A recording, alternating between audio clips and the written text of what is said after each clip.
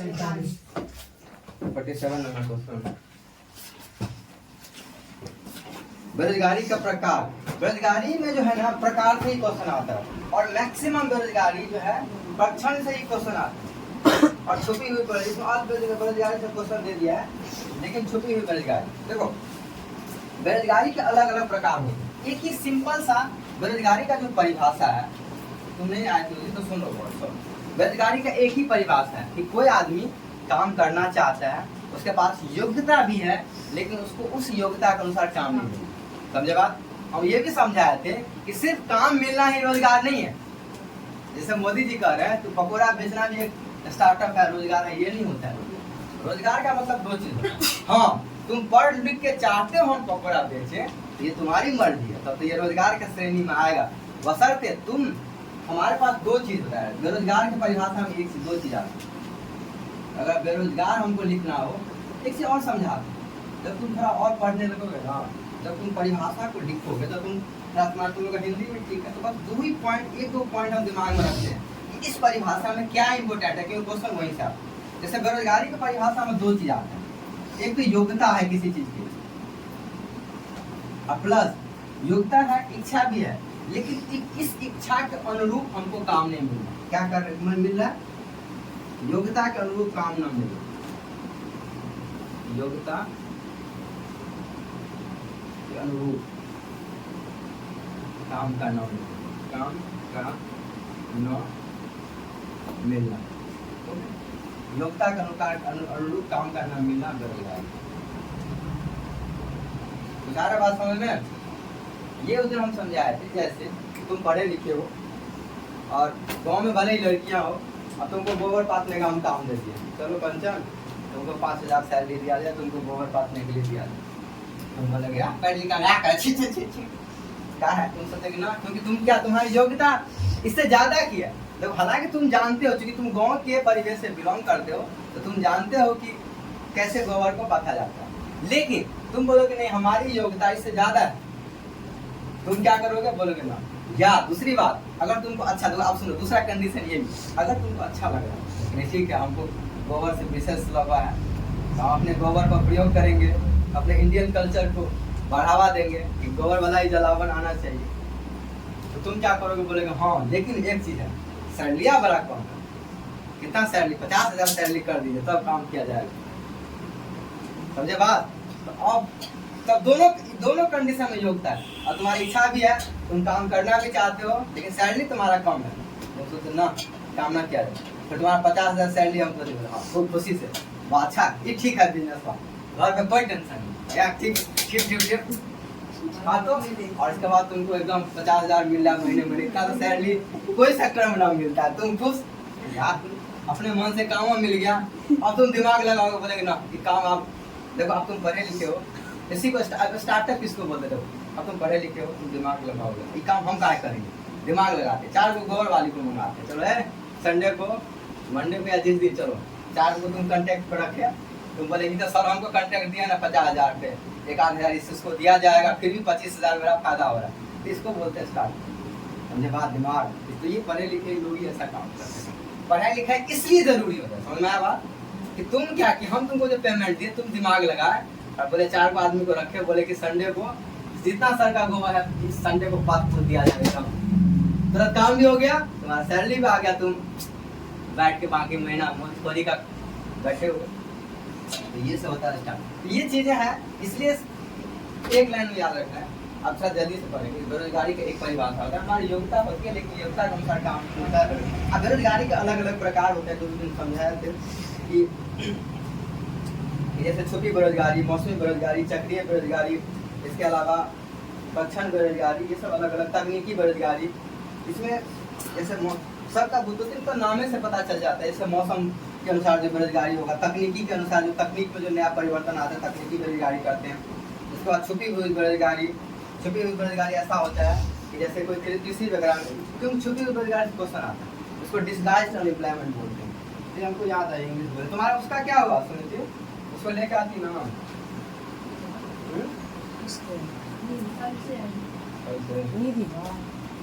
तो उसको इंग्लिश हिंदी ना सीखी है, उसको दिक्कत होता रहता है हिंदी पढ़ने, इंग्लिश हिंदी साफ नहीं क्या हुआ? आप सीख गई है नहीं? पहले कहाँ बाहर रहती थी क्या? कहीं नहीं गाँव में इंग्लिश ना पढ़ तो प्राइवेट स्कूल में पढ़े छले गोबर छले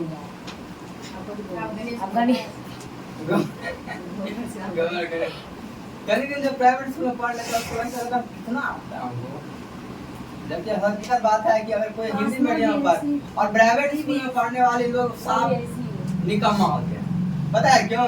उसको 2 लाइन इंग्लिश में सुनना लिखा बहुत कम ही लोग। अच्छा गांव में कितने लोग हो गए जो तुमको शुद्ध दिया जाए, तुम 12th पास कर लो, तुमको 4 लाइन इंग्लिश में लिख सकते, किसी को नहीं आता। ऐसा हाल हो जाता। मतलब जो जब तुमको हिंदी में अगर कोई अच्छे से जिसका आता है तो तुमको हम बेरोजगारी समझा दे, तुम खुद ब खुद सुंदर से आंसर तैयार कर दो। यही है हिंदी की खासियत, इसलिए हम हिंदी को अब पसंद करते हैं। हमको इनफैक्ट हमको खुद दिक्कत होते रहता है। हम 1 साल में हम हिंदी को लिखना सीख लिए, 4 साल से, पिछले हम 7-8 साल से ट्राई कर रहे हैं कि इंग्लिश मेरे दिलो दिमाग में आ जाए। ये नहीं करता है क्योंकि इंग्लिश में फील नहीं आता है, हिंदी में आप दिमाग में आते रहता है। अच्छा कैसे शब्दों को अपने तरीके से सुंदर लिख सकते हैं, ये सब दिक्कत है।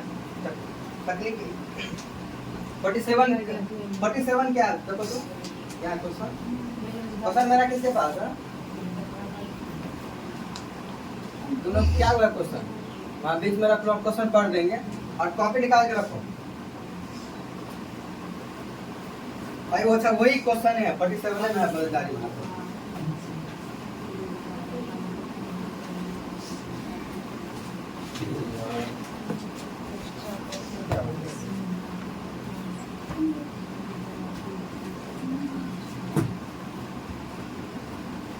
तुम आंसर में ठीक लगा हुआ है ना?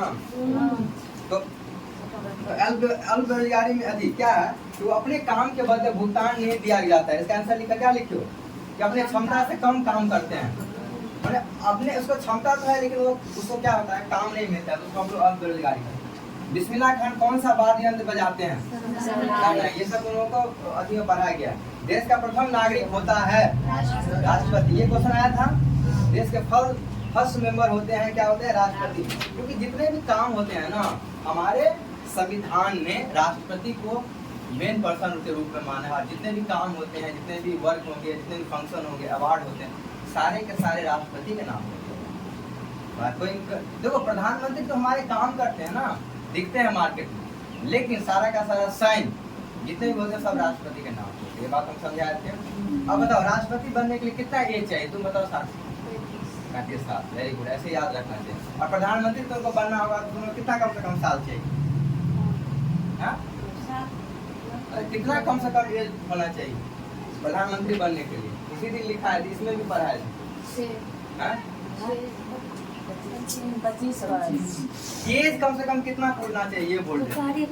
6 साल प्रधानमंत्री 6 साल नहीं डालते हैं, 5 साल। देखो 2 क्वेश्चन आते सुनो। अच्छा वही चर्चा कर। एक तो प्रधानमंत्री, राष्ट्रपति, उपराष्ट्रपति, इन सब चीजों को बनने के लिए न्यूनतम है। पहला क्वेश्चन क्या आ गया? न्यूनतम है। दूसरा बात ये जो आप सीट पे बैठ गया तो कितना समय के लिए कार्यकाल होगा? तो 2 क्वेश्चन। अगर तुमको हिंदी नहीं समझ में आ रहा है तो एक क्वेश्चन ऐसे न्यूनतम उम्र। पहला क्वेश्चन न्यूनतम उम्र जैसे राष्ट्रपति का 35 ईयर। दूसरा क्वेश्चन ये आ गया कि क्या बोल रहे थे, योग्यता तो नहीं, न्यूनतम उम्र प्लस कार्यकाल। ये सब हिंदी के टर्म है ना, तो थोड़ा सा समझना पड़ेगा कि इसका मतलब क्या होता है। कार्यकाल मतलब होता है कि अगर वो राष्ट्रपति बन गया, प्रधानमंत्री बन गया तो कितने सालों से पहले उसको हटाया नहीं जा सकता। धन्यवाद। ये सब जनरली सब में 5 साल है। सब में एक चीज याद रख लो 5 साल है। लेकिन यहाँ पे सिर्फ एंड सिर्फ राज्यसभा के जो सदस्य होते हैं, राज्यसभा के जो सदस्य होते हैं उसका जो कार्यकाल होता है वो 6 ईयर होता है। कितना? 9 साल। क्योंकि ये क्वेश्चन इसी से आएगा। सबका तो 5 साल होबे करता है, लेकिन राज्यसभा के सदस्य का कार्यकाल कितना? 6 साल होता है। अभी लोग बैठे रहते तो सबसे लिखा करो, रिविजन भी होगा, काम हो जाएगा। और राष्ट्रपति, उपराष्ट्रपति के लिए कितना उम्र होता है कंचा? उपराष्ट्रपति के लिए क्या उम्र है? राष्ट्रपति को सब याद रहता है, उपराष्ट्रपति के लिए कितना उम्र है कम से कम? दोबारा क्वेश्चन देखी नहीं है। तुम्हारा कौन सा क्लास था? परिणाम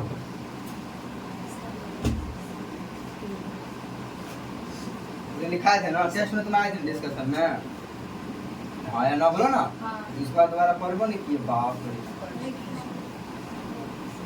कितना है 35 साल। राज्यसभा के सदस्य का कितना होता है, किसको याद है? राज्यसभा के सदस्य कितना? 30 होता है। 30 वर्ष। लोकसभा के सदस्य 25। विधानसभा के सदस्य 25। ये सब का सब 25 है। विधान जो राज्यसभा होता है, विधान परिषद होता है, उसका पीरियड 30 ईयर। ठीक है, ये सब ये सुन लो। इसमें से ये सब बहुत बहुत इंपॉर्टेंट टॉपिक, इसमें से एक ना एक क्वेश्चन आ ही जाता है किसी न किसी तरीके। चलो, भारत में राष्ट्रपति का लिए होता हो गया, सोलर सेल बनाने के लिए सब बता दिए थे। उल्टा आ गया जो अच्छा प्रथम नागरिक वाला क्वेश्चन है। तो राष्ट्रपति का यहाँ से भी एक क्वेश्चन था, राष्ट्रपति बनने का न्यूनतम आयु 41 साल, ध्यान करिए। प्रथम विश्व युद्ध कब हुआ? 1914 में हुआ था प्रथम विश्व युद्ध, 1914। अब दूसरा विश्व युद्ध 1939 में आगे कर दिया हुआ। प्रथम विश्व युद्ध का तत्कालीन कारण क्या था? क्या लिखा हुआ? ऑस्ट्रिया का राजकुमार की हत्या। इसको अलग से पढ़ाया जाएगा तब पता चलेगा। ठीक है, उसमें कहानी चलता है कि ऑस्ट्रेलिया के राजकुमार को मार देता है, तो इसलिए ऐसे कारण तो बहुत होता है, लेकिन तत्कालीन कारण होता है कि तुरंत क्या हो। जैसे तुम दोनों में पहले से दुश्मनी है, किसके लेके? तुम इसका गुड़िया छीन ली, अंजलि इसका कंचन का गुड़िया छीन ली बचपने में। अब बचपने से ये जो है ना, मेरा बचपन में गुड़िया छीन ली थी, एक दिन उसको ढूंढा जाएगा जब मौका मिलेगा। तो बचपने से ये दुश्मनी पाल के रखी है, पाल के अब अचानक कुछ हुआ ऐसे घर में, मम्मी सब झगड़ ली, अब हमरो मौका मिल गया, ले ढूंढ कंचन अंजलि को ढूंढती गई क्योंकि उसको तत्कालीन कारण ये मिल गया कि इसके माए से वापस झगड़ा करेगी।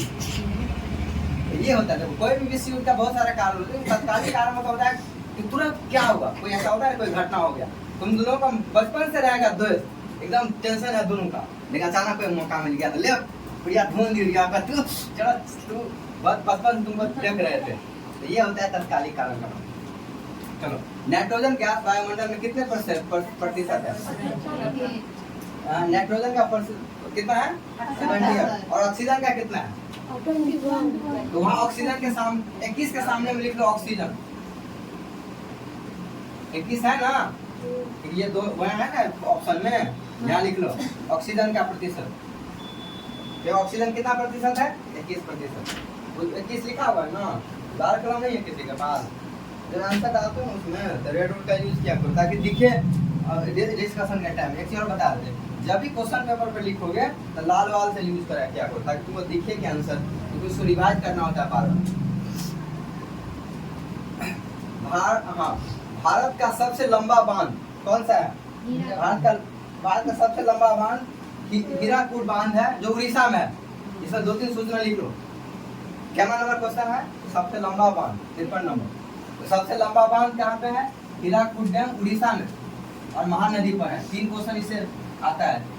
ठीक है, तो ऐसे हमको पढ़ना पड़ता है। पहला क्वेश्चन क्या हो गया? सबसे लंबा बांध। अगर तुम कॉपी में लिख रही हो तो सबसे शॉर्ट में लिखो सबसे लंबा बांध। सबसे लंबा बांध कैसे लिखोगे? ऐसे ध्यान देखिए, हीराकुड है, हीराकुड डैम कहाँ पे है? ब्रैकेट में लिख लो उड़ीसा में, तो याद रहेगा उड़ीसा में। और एक लाइन ऐसे ही डैश देके लिख लो शॉर्ट में, महानदी पर। किस पर? महानदी पर। उड़ीसा की राजधानी कहाँ पे है? भुवनेश्वर। उड़ीसा में कोई एक लेक है, झील है, याद है? झील बहुत फेमस है। ऐसे क्वेश्चन पढ़ना पड़ता है तब जाके आंसर मजा आता है, थोड़ा याद भी है। उड़ीसा में कौन सा लेक है? चिल्का झील। हाँ, इसकी लंबाई कितनी है? अच्छा, लंबाई तो छूटे गया। इसकी लंबाई से लिख लो, लंबाई कितनी है? 25.79 किलोमीटर। 25.79 किलोमीटर। चलो, इसी की लंबाई, लंबा कहेंगे तो लंबाई देंगे ना, लोग 25 किलोमीटर का बांध है। बाबू को सुनने से दिमाग में झंझारोपुर से दूर कोई गलती दिखा दिया हमको, समझ में, लेकिन हम देख चेक किए थे इतना लंबा बांध। सुनो दूसरा बात, सबसे ऊंचा बांध, दूसरा टॉपिक लगाओ इसी में स्टार डाल के, यहाँ नहीं है लेकिन सबसे ऊंचा बांध। ये भारत का है सारा, ये दुनिया का नहीं है। सबसे ऊंचा बांध क्या है? टिहरी, टिहरी बांध, टिहरी बांध। इसकी ऊंचाई 260 मीटर, 260 मीटर। और ये इस नदी है, इसमें टिहरी नदी ही है। नदी क्या है? टिहरी नदी, नदी टिहरी, टिहरी नदी।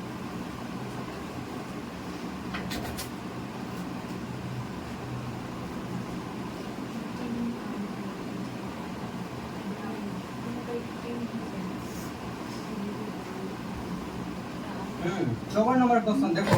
अब तुमको बेरोजगारी से जो पढ़ा दिए हैं, तो अब अच्छा क्वेश्चन ये है कि पूछा ये जा रहा है कि भारत के ग्रामीण क्षेत्रों में किस प्रकार की बेरोजगारी पाई जाती है। तो आंसर ऑप्शन चेक करो सब लोग। और जिसके पास क्वेश्चन नहीं, हम पढ़ के सुना देते हैं। भारत में किस प्रकार की बेरोजगारी पाई जाती है? देखो सुनो, मौसमी बेरोजगारी, छुपी हुई बेरोजगारी, दोनों मौसमी और प्रक्षण बेरोजगारी, और शिक्षित बेरोजगारी। हाँ? देखो एक चीज समझा रहे हो।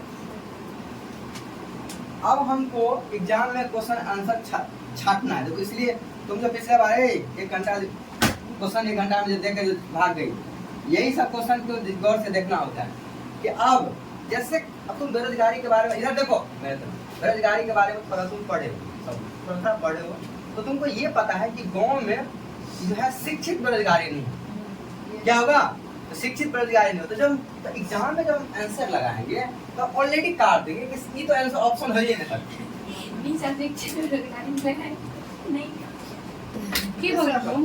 सुन जा, अब अकल लगाओ थोड़ा। तो गाँव में शिक्षित बेरोजगारी तो होगा ही नहीं, क्योंकि गाँव में लोग अशिक्षित होते हैं। ये तो लाइन पहले का। अब हम थोड़ा ऑप्शन पे आते हैं। बाकी देखो, अब हम थोड़ा अगर पढ़े तो मौसमी बेरोजगारी, तो मौसमी बेरोजगारी हो सकता है अगर तुमको थोड़ा परिभाषा याद है। क्योंकि उसमें क्या होता है, मौसमी बेरोजगारी में क्या होता है कि मौसम के हिसाब से इसको नौकरी मिलता है। ये बात सही है ना। जैसे ईंटे का मौसम हुआ तो ईंटा का भट्ठा पे जॉब मिला, धान का मौसम है तो धान का जॉब मिला, गेहूं का मौसम है तो गेहूं के मौसम में उसको कुछ काम मिला। बाकी अगर कोई मौसम नहीं है तो घर पर बैठ के मार भुट्टा बार है ना, कोई काम है उसको कुछ नहीं है। तो ये क्या है, एक मौसमी बेरोजगारी तो है। लेकिन ये जो दूसरा जो है छुपी हुई बेरोजगारी, ये तुमको पता नहीं, तो इसका परिभाषा तुम भूल जाओ, क्योंकि ये थोड़ा कठिन है। क्योंकि इसको याद, क्योंकि इसको समझना थोड़ा ये कठिन होता है कि जब तक तुम उसको पढ़े नहीं हो। अच्छा कभी करी छी क्या नाम लिखे छी, मेरे तकदीर में लिख दिया तुम्हारा नाम। तकदीर में आगे नाम लिखे हुए कर, लिख पढ़ में तब लिखा। जैसे लड़की बेरोजगार, लड़का है क्यों पसंद नहीं। खैर तो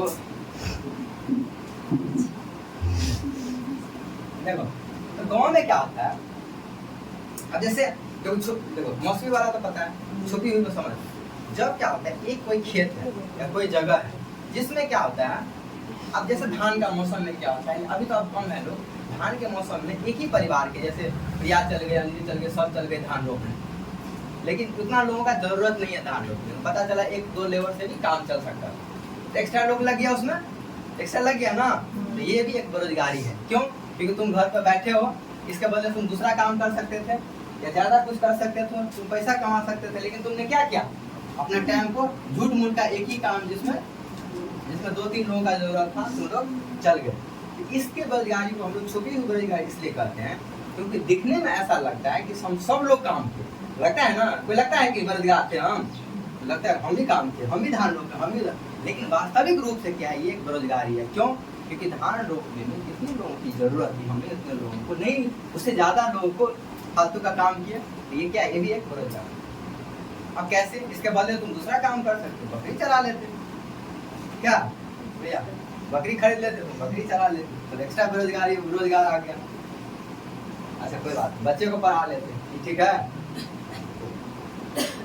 और कुछ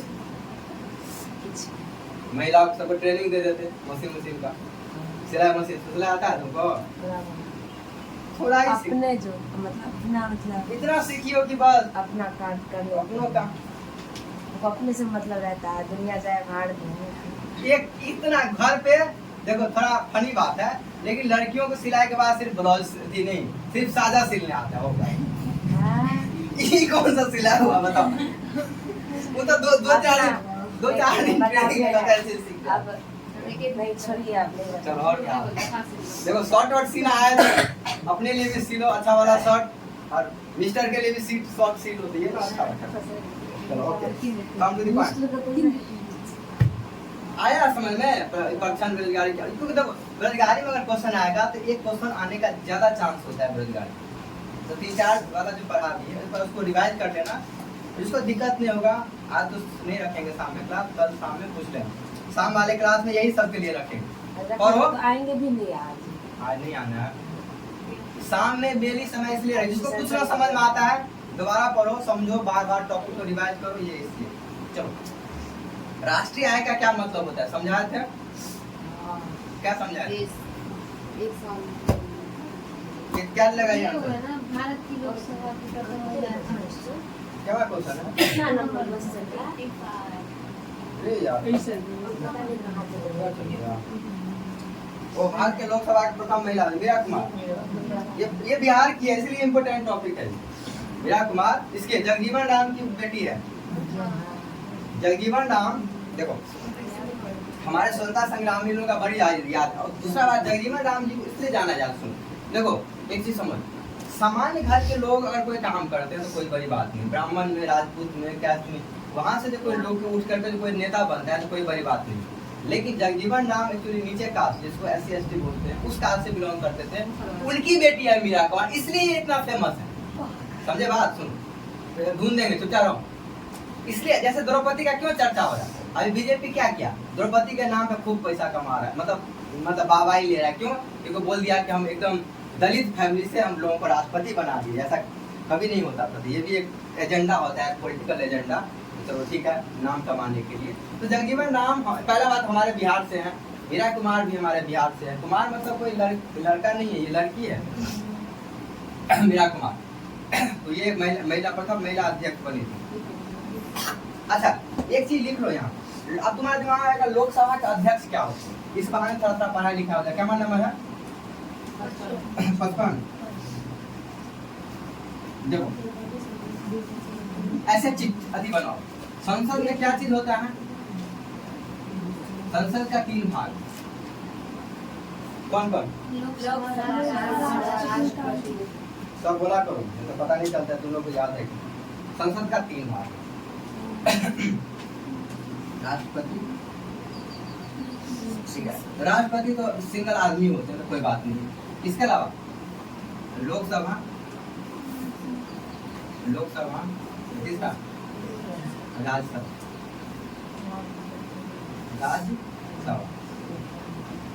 तो लोकसभा के मेंबर में 543 अगर मेंबर यहाँ पर बैठा हुआ है, एक मॉनिटर चाहिए ना। ऑर्डर ऑर्डर ऑर्डर, शांत। ये अकेले अपने आप चलेगा पूरा सभा, वो एक हेड होना चाहिए ना। तो उसके जो हेड होते हैं लोकसभा, जो उस पूरे सभा को चलाता है, उसके लोकसभा के अध्यक्ष बोलते हैं। समझ के बाद उसके जो हेड होते हैं वो लोकसभा के अध्यक्ष होते हैं। क्या बोलते हैं? यही है लोकसभा का अध्यक्ष। पहले क्या नाम है इसके? जो हेड जो इसका संचालन करते हैं उसको क्या कर देंगे? लोकसभा के अध्यक्ष। तो इंटरेस्टिंग बात यहाँ बताते हैं, ये लोकसभा का अध्यक्ष हुआ तो लोकसभा को संचालन करेगा। ऐसे ही राज्यसभा के भी अध्यक्ष होते हैं, लेकिन सुंदर बात क्या है, राज्यसभा के अध्यक्ष के लिए हम राज्यसभा का अध्यक्ष टर्म नहीं यूज करते, उसके लिए यूज करते हैं राज्यसभा के सभापति। क्या बोलते हैं? राज्यसभा के। ये सब भी पढ़ाया जाएगा, कोई बात नहीं, थोड़ा बहुत आगे जब चर्चा होगा ना तो यही सब राज्यसभा के सभापति। हम ये लाइन इसलिए लिखे क्योंकि लोकसभा के अध्यक्ष को चुना जाता है। जैसे जनरली जो ऐसा किसी को भी चुन सकते हैं, लेकिन जितने लोग आए ना चुन के नेता में से, उसमें से नेता में से देखो, जैसे हमको यहाँ से किसी को अपने यहाँ हम नहीं रहेंगे तो उसमें कार्यभार देना होगा। इतना अच्छा देखो, हम 5 मिनट के लिए 10 मिनट के लिए जा रहे हैं, और तुम लोग बैठ के सब लोग करो, चलो ठीक है साक्षी को दे दिए काम, तुम सबको देखना कौन बदमाशी करे। जैसे मॉनिटर होता था पहले बच्चों की क्लास में, नाम लिखो अजय, 3 बार हल्ला कर रहा है अजय, 3 बार डंडा लगेगा, ठीक है। तो ऐसे ही राज्यसभा में या लोकसभा में सभापति होंगे, ठीक है, जो पूरे सभापति को देखेंगे। ऐसे राज्यसभा में राज्यसभा के सभापति बोलते हैं, लोकसभा में लोकसभा का अध्यक्ष। नाम से पहले क्लियर है। दूसरा बात, इसको चुना जाता है, यहाँ लिख लो चुना जाता है। किसमें? इसी लोकसभा के जितने भी सदस्य हैं ना, उसी में से एक को चुन लेगा, बाहर का आदमी नहीं आ सकता, इसी को एक को चुन लेगा। लेकिन जो क्वेश्चन इंटरेस्टिंग बात है कि राज्यसभा के जो सभापति होते हैं, ये लिखिए, राज्यसभा के जो सभापति तो बाय डिफॉल्ट उपराष्ट्रपति ही होते हैं, इनको चुना नहीं जाता है। ये जो बात समझ में आता है, तुमको पूछेगा राज्यसभा के सभापति कौन होते हैं, ये कौन बोला उपराष्ट्रपति क्या क्या होते हैं, उपराष्ट्रपति ही होते हैं। ये इंटरेस्टिंग बात है, आया मजा? इसको देखो, इसीलिए कहा जाएगा राज्यसभा के सभापति को चुना जाता है। कैसे? वोटिंग के माध्यम से, कैसे भी करके, और अंत में दिया गया नहीं चुना जाता है। राज्यसभा के सभापति को चुना ही नहीं जाता, एक तरीका होता है वो तो बाय डिफॉल्ट उपराष्ट्रपति उसके क्या होते हैं, उसके सभापति होते हैं। ठीक है, आगे मामला क्लियर? चलो इतना इसमें समझ लेते हैं, ऐसे करके पढ़ना होता है टेस्ट में। इसलिए टेस्ट के रिवीजन को गैप नहीं करना है। आज कौन कॉपी में लिखे होता कॉपी लेना, टाइम मिला दोबारा लिखे क्या ये सर दर्द कर यार। चलो नेक्स्ट क्वेश्चन क्या है, देखो, ध्वनि सबसे तेज माध्यम में संचारित होता है। अब देखो, संचारित का क्या मतलब होता है, संचारित मतलब चलना। तो ध्वनि सबसे तेज माध्यम में उसमें लिखा है लिस्ट में, याद है कि सबसे ठोस में सबसे ज्यादा ध्वनि तेज चलता है। इसके बाद लिक्विड में, तरल में, इसके बाद गैस में, उसमें लिस्ट दिया तो याद है तुम लोग। इसका नेक्स्ट क्वेश्चन पढ़ो, क्या है? आपातकाल के दौरान मूल अधिकारों से प्रवर्तन को सुनो, पहला बात, आपातकाल होता क्या ये समझते हैं। तो देखो, आपातकाल है ना, आपातकाल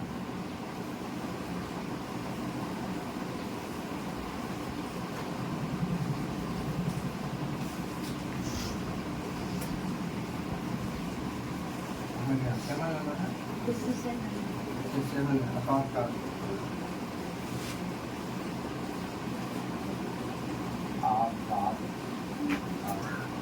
अच्छा, आपातकाल का क्या मतलब? जब कोई अचानक विपदा आ जाए, कोई ऐसा चीज आ जाए, उसको हम लोग आपातकाल बोलते हैं। हमारे संविधान में आपातकाल का 3 मतलब मिल गया है। जैसे इसका चर्चा 52, 56 और 60 में है, अनुच्छेद में क्वेश्चन आता है। एक होता है जब हमारे देश पे बाहर से कोई आक्रमण हो जाए, आक्रमण हो जाएगा, बम गिरने लगे, तो ये हुआ आपातकाल। तुमको तो मरने का डर रहेगा, तो सबको सरकार घर में बच के रखेगा। तो जैसे कश्मीर में जनरली माहौल खराब रहता है, वहाँ पे हमेशा आपाते लगा, सबको घर में बंद करके खाली पुलिस से बाहर रहता है, तो आपातकाल है। एक आपात होता है कि जैसे वित्तीय आपात बोलते हैं, ठीक है, वित्तीय किसके पास मोबाइल है सर। एक होता है कि वित्तीय आपात, जिसमें क्या होता है कि पूरे देश पे संकट आया, जैसे कोरोना के टाइम पूरे देश पे संकट आ गया, सबको पैसा का बड़ी दिक्कत है। सरकार उस टाइम में चाहे तो क्या करते हैं, सबसे पैसा क्या कर सकते हैं, मांग सकते हैं, या किसी का सैलरी रोक सकते हैं, क्योंकि मजबूरी है, पूरे देश सरकार कहाँ से पैसा देगा। अब तीसरा आपात होता है, एक वित्तीय आपात, बाहर का आपात, और एक होता है कि जब किसी राज्य में कोई प्रॉपर शासन नहीं लगता, जैसे कोई मुख्यमंत्री का चुना, लेकिन वहाँ पे व्यवस्था खराब है, लोग मार हो गया, दंगा हो गया, किसी का शासन प्रॉपर तरीके से नहीं चल रहा है, तो ये लगाया जाता है। टोटल 3 तरह का आपात, ठीक है, और तीनों का चर्चा 52, 56 और 60 दिया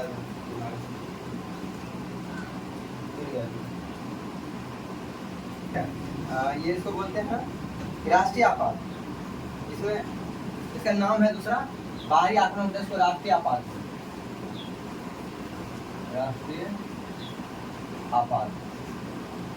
इसमें क्या होता है, जनरली बाहर से आक्रमण होता है, दूसरा लिमिटेड में से 3 कंडीशन में किया जा सकता है। युद्ध हो जाएगा, बाहर से कोई आक्रमण हो जाए, या सशस्त्र विद्रोह हो जाए। 3 कंडीशन में ये होता है। हमको शॉर्ट में हम कब मानेंगे कि ये राष्ट्रीय आपात हो, बोलेंगे ना, कैसे सरकार मानेगा, तो 3 कंडीशन में होता है। पहला क्या होता है, युद्ध हो जाए, जैसे होता है ना कि दूसरे के साथ युद्ध हो जाए, पहला बात। दूसरा बात कि बाहर से आक्रमण हो जाए, इसीलिए हम बाह्य आक्रमण बोलेंगे। जैसे क्या बोलते हैं, बाहरी आक्रमण। इसमें इतना ही सब टॉपिक में पढ़ना है, अगर बाद में छूट भी जाए ना तो टेंशन ना लो, बस हो गया। ये तीन ही इतना ही इम्पोर्टेंट पार्ट पढ़ना। इसके अलावा सहस्त्रपद, सहस्त्रपद मतलब आपस में ही सैनिक सब जो है कुछ अति विद्रोह कर दे, सशस्त्र विद्रोह। इसमें क्या होता है, अपने ही सैनिक जो है पावरफुल हो जाए और विद्रोह कर दे। तीन हुआ, तीन केस में, तो इस तीनों केस बाद 352 अनुच्छेद इसमें लगाया जाता है। इसको हम लोग मतलब कैटेगरी बनाया हुआ है, इसको हम लोग राष्ट्रीय आपात बोल देते हैं 352 में। तीसरा है दूसरा आपात, अनुच्छेद 356, अनुच्छेद 356।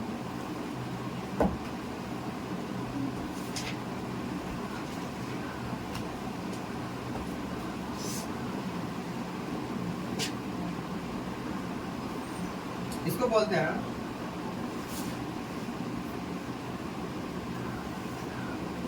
कोई राज्य में, जैसे हम अभी क्या बोलेंगे, बिहार में नीतीश कुमार जी कौन है, बिहार में नीतीश कुमार हो। और नीतीश कुमार जब जैसे फिर से इलेक्शन हो जाए, आगे इस बार नीतीश कुमार को हटा देते हैं, इसको रिया को और प्रिया को खड़ा कर देते हैं। एगो पार्टी है रिया, बड़का पार्टी है, एगो प्रिया बहुत बड़का पार्टी है। इस दोनों का क्या हुआ, कितना है बिहार विधानसभा का सीट? 243 243, 273 नहीं 243 है, हाँ 243 है, 243 सीट है। 243 में क्या है कि प्रिया भी है, प्रिया का कैंडिडेट है, रिया का कैंडिडेट है, ठीक है। और एगो दूगो अन्य कैंडिडेट है, सुनीति उनीति सब खराब हो गई, वहाँ पे आ गया जो भी खराब हो गई, इलेक्शन में खराब, सबको वोट मिला। तो जब भी कहीं पर देखो किसी का मुख्यमंत्री तभी बनता है, ये सब यही तो सीख लो कि वहाँ भी पढ़ाया जाएगा कि जब कम से कम 50% से एक वोट ज़्यादा आ जाएगा तभी ये अपना मुख्यमंत्री बना सकती है। ये सिस्टम। आप 243 का आधा कितना आता है, 1 2 2 142 हुआ, 122 प्लस 1, ठीक है। अब क्या हो गया, 122 इसका भी है, 122 इसका भी। देखो मजेदार बात है, 122 रिया का भी है और 122 रिया का भी है। कितना हुआ, 244 हो गया। अब एगो है इसके पास वोट, ये वो है अलग करने का, अलग खड़ा हो गया था, ठीक।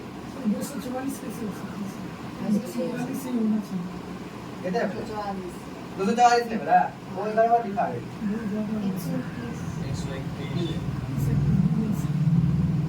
ठीक है, कर आप अच्छा ध्यान दीजिए, बहुत बच्चा, बाकी लोग ध्यान नहीं किया। 242 बगैर अभी तो एक सीट बच गया। अब ये मार करेगी दोनों, हम पर मुख्यमंत्री बने तो हम मुख्यमंत्री। इस कंडीशन में क्या होता है, कोई मुख्यमंत्री नहीं बनता।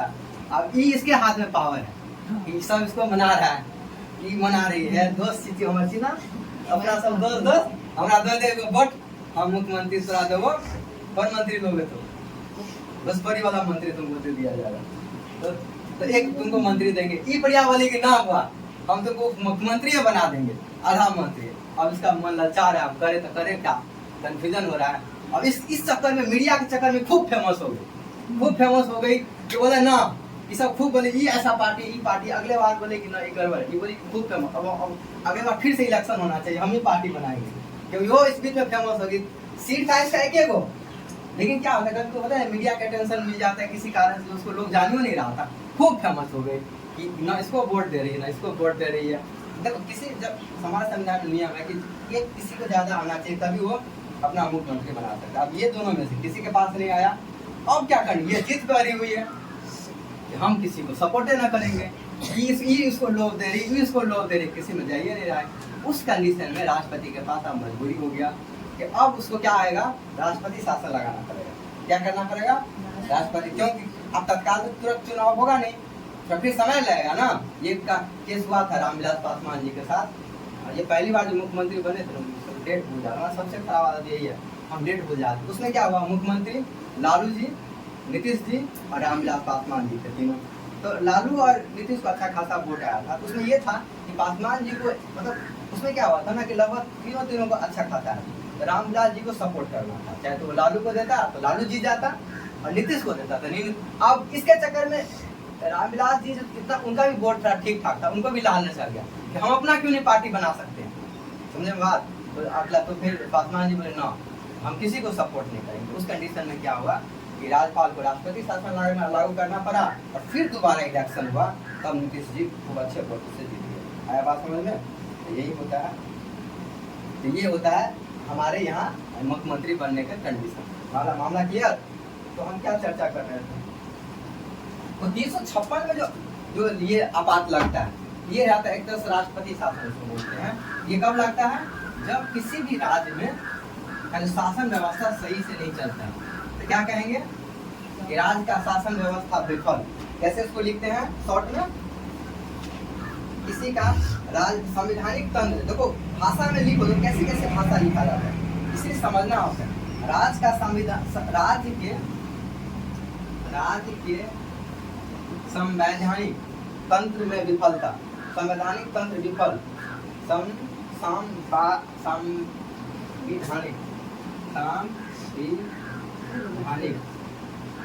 तंत्र विफल। पता है तुम लोग ऐसे अगर तुम लोग बोले तो 5 टेस्ट भी ऐसे कर लोगे ना, इतना क्वेश्चन तुम्हारे पास कलेक्शन में आ जाएगा, बोले क्वेश्चन तुम्हारा छूटेगा नहीं। राज्य के संवैधानिक तंत्र विफल, इसका मतलब क्या हुआ कि राज्य में जो अब सब मारपीट हो रहा है तो कौन चलाएगा राज्य? मुख्यमंत्री तो गया, उसका समय पूरा गया, नया मुख्यमंत्री का चुनाव हो नहीं पाया, इस बीच में कौन चलाएगा राज्य? राज्यपाल चलाता है। इस बीच में कौन चलाएगा शासन? अब राज्य में जो संवैधानिक तंत्र विफल हो गया तो राज्यपाल के द्वारा शासन चलाया जाता है। किसके द्वारा? राज्यपाल के द्वारा। इसके द्वारा राज्यपाल के द्वारा शासन चलाया जाता है। ठीक है, तो यहाँ पे सरकार घोषणा कर देते, ये किसके पास अधिकार है? ये केंद्र सरकार के पास अधिकार है। जब हम घोषणा कर देंगे यहाँ पे राष्ट्रपति शासन लग गया, और तो कितना अनुच्छेद को यूज करता है वो? 356 अनुच्छेद है, इसी का चर्चा किया। इसको क्या कहते हैं? राज्य के संवैधानिक तंत्र विफल या राज्य में राष्ट्रपति शासन। क्या बोलते हैं? राज्य में राष्ट्रपति शासन। अच्छा, एक सुंदर बात क्या है, यहाँ तो राज कर रहा है राज्यपाल, राष्ट्रपति का नाम क्यों आता है ये बता देते, तुम अभी नहीं पढ़ रहे। राज्य में राष्ट्रपति शासन, तुम लोग दूध में से मलाई छान छान के पढ़ रहे, ऐसा भी केस है हमारे पास कि बस इतना याद हो जाए ना कैसे भी करके तो मजा आ जाए। ये क्या पढ़ेंगे? रिया तो पहले से मान लिया मेरा किस बने जाना ना, देख सकल उबल देखने से कैसे लगता है बुढ़िया की तरह, मगर बूंद ऐसे याद करके आओ यार, अभी तो बहुत दिन बाकी है, अपने दिन में पता चले तुम सब याद कर लो, सरस्वती माता का कृपा हो जाए, दिन रात पूजा करती हो तो थोड़ा एक आध आशीर्वाद दे दो। आया बात समझ में? जब राज्य में संवैधानिक तंत्र विफल हो जाते हैं तो 356 अनुच्छेद को यूज करके, हाँ सवाल है ये शासन को राज्यपाल के द्वारा चलाया जाता है, इसका राष्ट्रपति इसलिए नाम होता है क्योंकि राज्य में कोई भी चीज होता है ना, हमारे यहाँ सिस्टम क्या है कि 3 स्तर पर शासन चलता है। एक ये बताया थे उसमें जब संविधान का विकास बताया थे, 3 स्तर पर, एक केंद्र है, ऊपर सबसे ऊपर कौन बैठा हुआ है? केंद्र के नीचे क्या बैठा हुआ है? राज्य सरकार, और राज्य सरकार के नीचे क्या बैठा हुआ है? पंचायत। ये 3 बैठा हुआ है ना। केंद्र का सुपर हीरो कौन होता है? राष्ट्रपति। राष्ट्रपति जब नीचे जब भी राज्य में कोई विफलता होता है तो राष्ट्रपति के ऑर्डर पे राज्यपाल जो है राष्ट्रपति शासन लगा। मामला क्लियर? तो इसीलिए इसको राष्ट्रपति शासन नाम दिया गया। ठीक है, क्योंकि राज्यपाल एक राष्ट्रपति का एजेंट है। एजेंट मतलब कि जस्ट आप लोग को राज्य को देखभाल करना है, उसको देखना है। ये हमारे यहाँ सिस्टम है। थोड़ा और पढ़ोगे तो और मजा आएगा, लेकिन अभी चलो समय का अभाव होता है। ये क्या हो गया? 356 वाला, और 100 और एक और लगा लो 360, जिसको द्वितीय आपात बोलते हैं। ठीक लगा लो, अनुच्छेद 360 ये द्वितीय आपात, अनुच्छेद 360, अनुच्छेद 360 इसको बोलते हैं द्वितीय आपात। द्वितीय आपात में कुछ ऐसा नहीं है, तुमको समझ में आ जाएगा, ज्यादा उसमें कुछ नहीं होता है। इसमें ये होता है कि अगर सरकार का हालत बहुत खराब, जैसे कोरोना टाइम में जो है ना पैसा का बहुत दिक्कत हो गया, तो वित्त, अच्छा ये चीज याद रखो, वित्त माने क्या होता है, पैसा नहीं कमाना, ये चीज याद रखो कि सरकार का आपात कब होगा, पैसा का संबंध, पैसा वाला आपात, ऐसे लिखिए याद रहेगा, पैसा वाला आपात। अब तुमको ऑप्शन में जो पैसा वाला आपात रहेगा ढूंढ लेना। तो क्वेश्चन ऐसे आता है कि 352 लगाया जाता है किस केस में, बाहरी आक्रमण के केस में, युद्ध के कंडीशन में, राज्य का संवैधानिक तंत्र विफल हो जाएगा उस केस में, या वित्त के खराब की स्थिति में। ऐसा समझ लो क्वेश्चन 352 लगाया जाता है किस कंडीशन में, भारत का वित्तीय स्थिति खराब, भारत का संवैधानिक तंत्र में विफलता, किसी राज्य का संवैधानिक तंत्र में विफलता, बाहरी आक्रमण, बस हो गया, इनमें से कोई भी बाहरी आक्रमण। आया बात समझ में? ऐसे क्वेश्चन को फ्रेम किया जाता है। चलो फिर राष्ट्रीय आपात खत्म, इससे ज्यादा नहीं पढ़ना होता है। अब हाँ क्वेश्चन बताते हैं। अब क्वेश्चन तो ये था कि जब कहीं पे राष्ट्रीय आपात लगता है तो मूल अधिकार का प्रवर्तन किया, निलंबित किया जा सकता है। तो देखो सुनो, इस सारे केस में राष्ट्रीय आपात आया, बाहर से आक्रमण, धड़ाक धड़ाक धड़ाक धड़ाक गोली चल रहा है, तुम बोलोगे ना हम मार्केट घूमने जाएंगे, मेरा मूल अधिकार है, हम कहीं घूमेंगे, तुम कर चले हम फिदा, जाने तन साथियों वाला हाल हो जाएगा। तुमको फिदा तो नहीं है ना, समझे बात? तो इसीलिए तुमको सरकार बोलते हैं ना, तुम्हारे मौलिक अधिकार को छीन लिया जाता है सरकार। तुम्हारा क्या करेगा सरकार? तुम्हारे मौलिक अधिकार को छीन लेगा। सिर्फ दो अधिकार होते हैं, जीवन जीने का अधिकार, और उसको नहीं छीन सकता क्योंकि सरकार तुमको थोड़े मारेगा। समझे बात? तो ये बात कर रहे हैं। चलो ठीक है, क्या बात है? चलो अब नेक्स्ट क्वेश्चन आते हैं। तो इसमें देखो, अब नेक्स्ट पॉलिटी में आपात पढ़ने का जरूरी नहीं है, ये 3 आपात ऐसे ही काम करते हैं। तो 3 ही आपात है, 52, 56 और 60, 3 आपात लगता है। क्वेश्चन इतना नहीं है, तो वहाँ अब हमको पॉलिटी में पढ़ाने की कोई जरूरत नहीं, हो गया मेरा मामला क्लियर। इसीलिए हम बोलते हैं ना, ऐसे हम 5-6 टेस्ट भी डिस्कस कर लेंगे ना, तो तुमको एग्जाम लगे यार हम तो सब पढ़े हुए।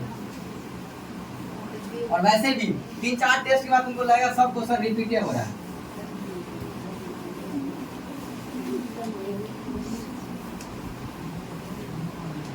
चलो नेक्स्ट क्वेश्चन क्या था? अम्लीय वर्षा। देखो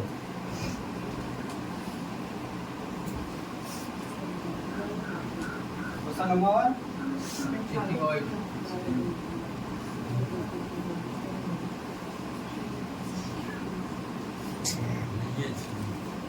अम्लीय वर्षा, इसको बोलते हैं एसिड रेन। क्या बोलते हैं? Acid rain. अभी क्या होगा, वर्षा में अम्ल कहाँ से आ गया?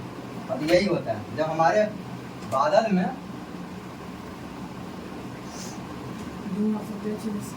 ठीक हो ना, बादल में टिप टिप बरसे पानी में आग लगा दो। यहाँ पानी में आग नहीं लगाना है, यहाँ पानी में क्या होता है, वर्षा में अम्ल चल जाते हैं। क्या चल जाता है? वर्षा प्लस अम्ल। वर्षा प्लस अम्ल को हम लोग क्या कहते हैं? अम्ल वर्षा। नाम से ही पता चल रहा है। धन्यवाद।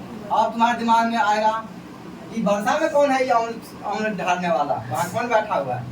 बारिश में बैठा रहेगा, चल अम्ल को ढाल देते हैं बारिश में। ऐसा नहीं होता। तो समझते हैं कि बारिश में क्या होता है, जब हमारे यहाँ पर्यावरण में जब प्रदूषण होता है, क्या होता है? प्रदूषण, पर्यावरण प्रदूषण होता है। इसमें 2 गैस, समझो ध्यान से, 2 गैस। इसी क्वेश्चन इसी से आता है। एक कौन? Sulphur dioxide. क्या होता है? तो क्या बोलते हैं? इसका नाम याद रखना है, सल्फर डाइऑक्साइड, सल्फर डाइऑक्साइड। और दूसरा नाइट्रोजन ऑक्साइड, NO2 या NO भी होता है। नाइट्रोजन डाइऑक्साइड, इसको बोलते हैं क्या?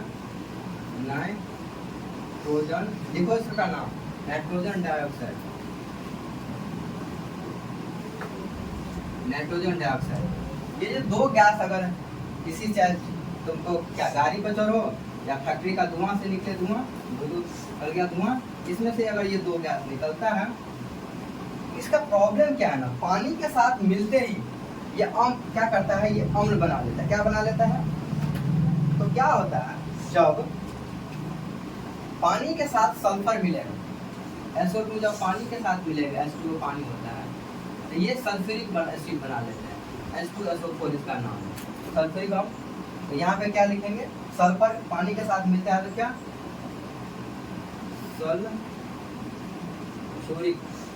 सल्फ्यूरिक अम्ल, ठीक।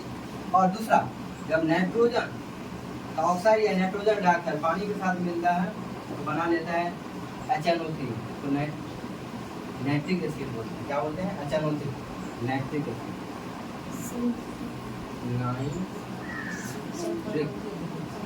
Nitric acid. सर आप तो सल्फर गलत नहीं। हाँ ठीक है, तुम ठीक कर दो, तो हम बोले पहले सब ठीक कर। सुनो हम यार इनको लग रहा है हमको लिखते समय लग रहा है। अच्छा कोई बात नहीं, क्योंकि वैसे ये भी हमको लगता है आधा लॉ होता है, हमको मतलब हिंदी लिखते थोड़ा याद रहता है, कुछ गड़बड़ लिखा रहा है लेकिन याद रहता है तब क्या लिखे क्या, तो हमारा ध्यान दूसरे समझाने पर। तो क्या होता है तो प्रदूषण में दो गैस, एक सल्फर डाइऑक्साइड और एक नाइट्रोजन डाइऑक्साइड, जिसको नाइट्रोजन गैस कहते हैं। नाइट्रोजन तो उतना हानिकारक नहीं होता है, लेकिन नाइट्रोजन जब ऑक्साइड के साथ मिलता है तो वो हानिकारक होता है। तो नाइट्रोजन तो हवा में 78% है, ऐसे पता चला तो सब उसी से मर जाता है, लेकिन नाइट्रोजन गैस प्रॉब्लम नहीं करते, नाइट्रोजन का ऑक्साइड या नाइट्रोजन डाइऑक्साइड ये प्रॉब्लम करते हैं।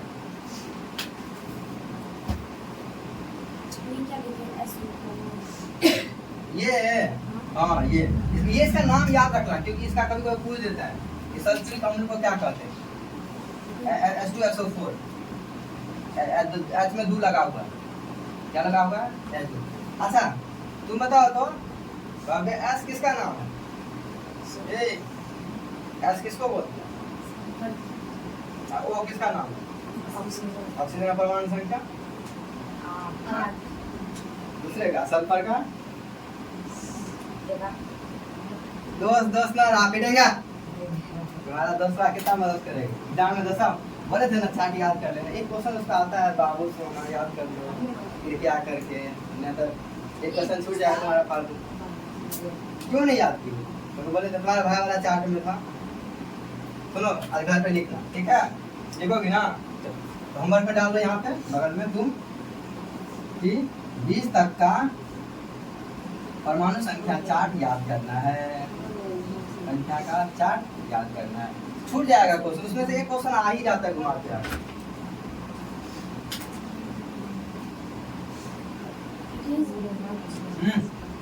लो लिखो जल्दी, ये दो लाइन लिखने में इतना समय लगा। आया मामला समझ में? देखो प्रदूषण में धुआं से चाहे वो ब्रेक चाहिए हमको बोलना है, तो कहे कब का कुछ भी नहीं 5 मिनट का ब्रेक देते तब तक भूख लग गया। मैगी कौन बनाया, मूर्ति भसा के तब खाओगी, नहीं तो प्रॉब्लम है, सब ने तो 2 बजे दे रोज 2 मूर्ति तो बजे शाम में भसता है। हम लोग को तो 8 बजे रात से पहले कैसे तुम लोग आते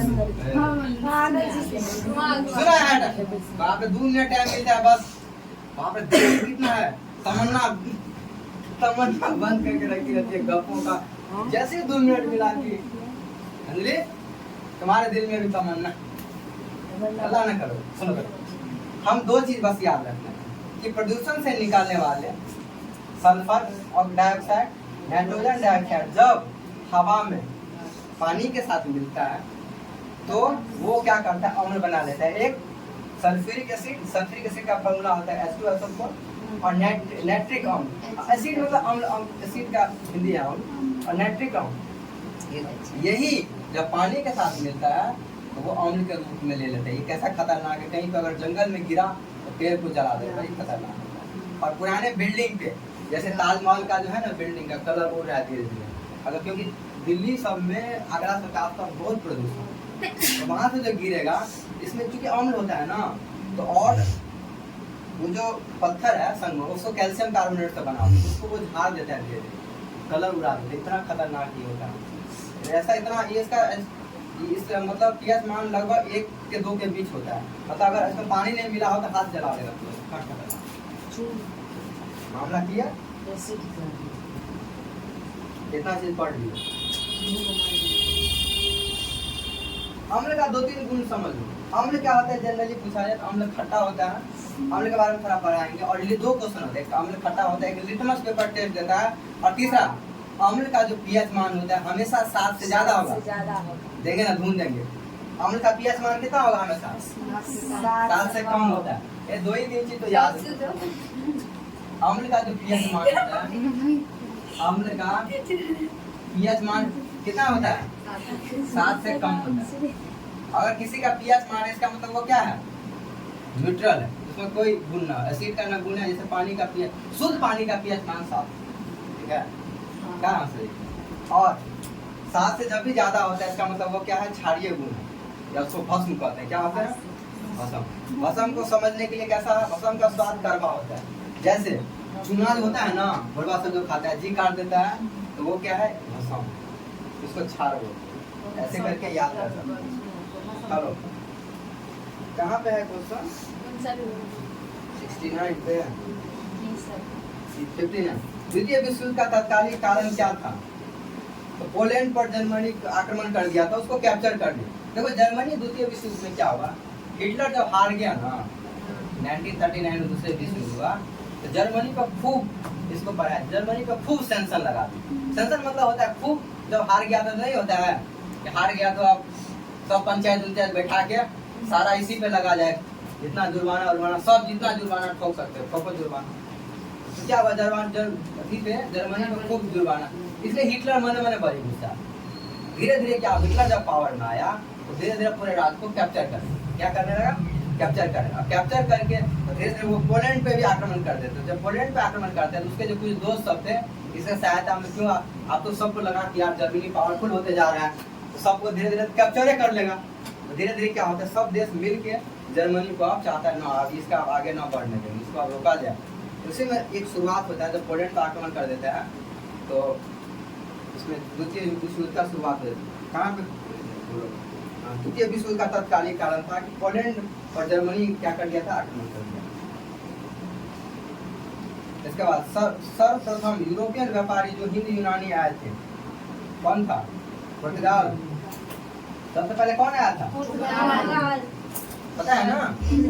हिंदी यूनानी, इंडो ग्रीक उसको बोलते हैं। कौन? कब वास्को डी गामा आया था सबसे पहले? 1298 में। हालांकि उससे पहले कोलंबस शुरू किया, लेकिन वो नहीं पहुंच पाया। कहाँ चल गया? कौन द्वीप पे? कौन द्वीप पे चल गया? बामा द्वीप पे चल गया।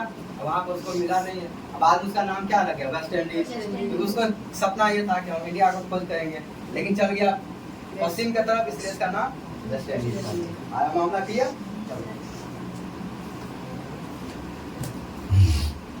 क्वेश्चन नंबर, इंडिया पहले नहीं था सर, वो जो आए खोज कर लिए। ये अच्छा क्वेश्चन होता है। देखो ये जब खोज की बात होते हैं तो वो इंडिया का खोज नहीं होता, वो रूट रास्ता का खोज होता है। देखो क्या होता है, वर्ल्ड मैप नहीं है, वर्ल्ड मैप रहता दिखा पहले उसको उतारो तो, ताकि ये वर्ल्ड दुनिया वाला नक्शा। जब ऐसे क्वेश्चन पूछो तो पता चलता तुम लोग समझ रहे हो। ऐसे पता चला जो पढ़ा दी ये वाला, हाँ पता चला तुम लोग जो पढ़ लिए सब पार के। देखो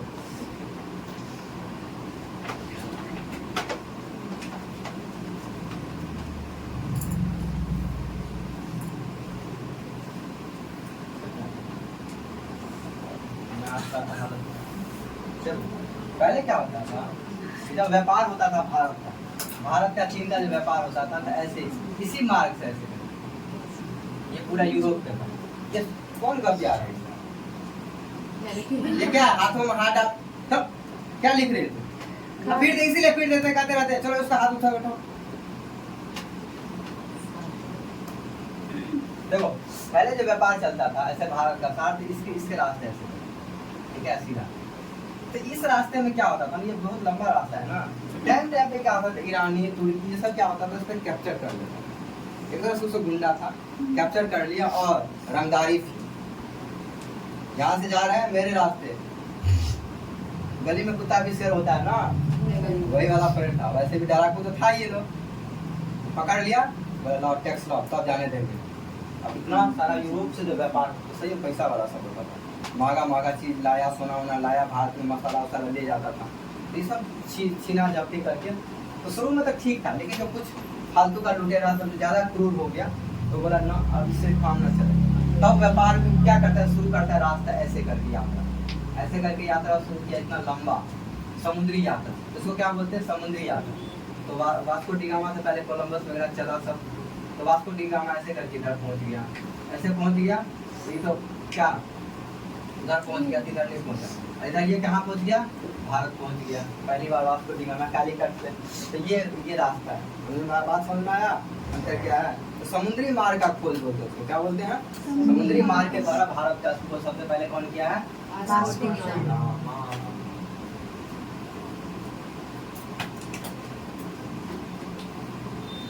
कोई क्वेश्चन था, कोई क्रिया का माथा पे गिरेगा, माथा फूट जाएगा, नहीं गिरेगा।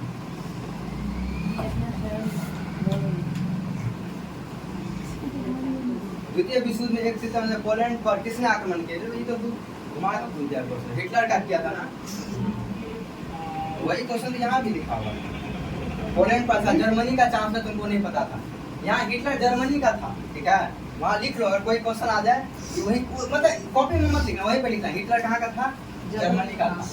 और यहाँ पे एक लाइन और लिखो, हिटलर कहाँ का था, जर्मनी का। और ये जो पार्टी बनाया था उसको नाजी पार्टी बोलते थे, क्या बोलते थे, नाजी पार्टी। और ये वो यहूदियों से वो बहुत कट्टर। तो दो चीज, हिटलर कहाँ का था, जर्मनी, हाँ Nazi, Nazi party, Nazi party. संपत्ति का अधिकार अब क्या है, एक कानूनी अधिकार, ये बता दिए थे। तो सबसे पहले मूल अधिकार, और सबसे पहले ये मूल अधिकार था, लेकिन ये 44वां संविधान संशोधन 1978 में इसको हटा कर क्या कर दिया गया, ये कानूनी अधिकार कर दिया गया। हमारे मूल संविधान में कितने अधिकार थे, 7 अधिकार थे ना, याद है सबको, थक गई इतना देर में, यार 1 घंटा ठीक से बैठा करो। हाँ 1.5 घंटा। क्या कितना क्वेश्चन है, वैसे अब ज़्यादा इम्पोर्टेंट नहीं है, लेकिन पढ़ाना तो पड़ेगा। ब्रेक दे दें, चलो ब्रेक करो, फिर पढ़ा इसको खत्म करना पड़ेगा, पहले ही कर देते। छुट्टी उट्टी ना मिलेगा, कोई छुट्टी उट्टी ना मांगेगा पहले, पूरा पढ़ा नहीं जाएगा तब।